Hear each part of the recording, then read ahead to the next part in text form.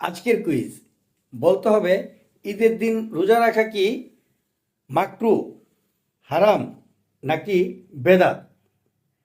আবারও বলতেছি, ঈদের দিন রোজা রাখা কি মাকরু, হারাম নাকি বেদাত?